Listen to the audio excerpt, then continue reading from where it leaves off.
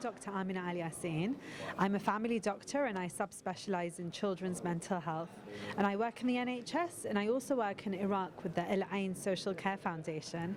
That's why I was invited here today to talk about Al-Ain's mental health projects, Hikayati and the Luminous Stars Centres. So Al-Ain is Iraq's largest orphan care charity and they currently look after over 98,000 orphan children.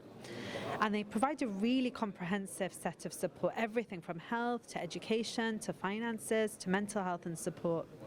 I started off as a volunteer in the charity in 2012, working on their Toys campaign, and slowly as my interest and real passion for working with children and working with Iraq grew, and as I developed my skills in the field of children's mental health and medicine in general, I took on a larger role looking after their Hikayati project. And that's where I developed, along with 40 other professionals, a complete program for confidence and resilience building for orphan children.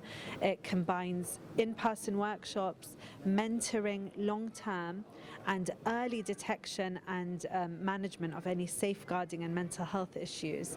And the Hikayati program has been running for about 18 months now, and we've had some amazing results. So 85% of school leavers who complete the Hikayati program actually return to school, and the vast majority of children who complete the Hikayati program have statistically significant improvements in their mental well-being overall. So we've been really pleased about that. So Al-Ain have a multi-tiered model. So for children who are really suffering with diagnosable mental health conditions like post-traumatic stress disorder, Al-Ain has the Luminous Stars Centres, which offer mental health therapies.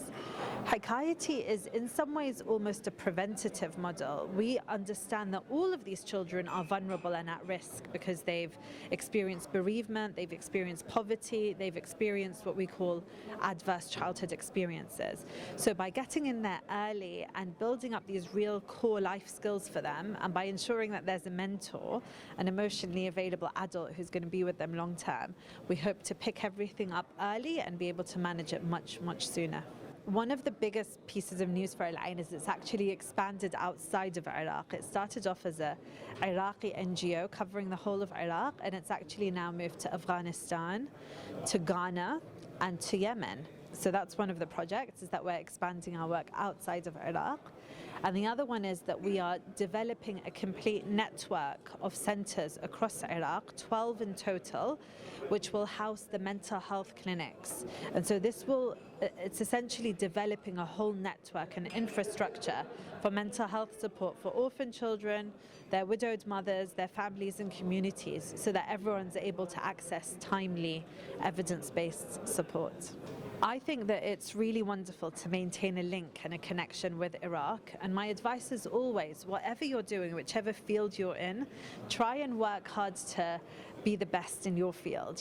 Be it in, we've heard today about fintech and technology and AI, and I would throw into that, the charitable sector, the NGOs, mental health. Whatever you're doing, try to be the best. Try to gather as many of the skills and expertise and experience as you can, and then take those back to Iraq or to the organizations that you feel your values really align with.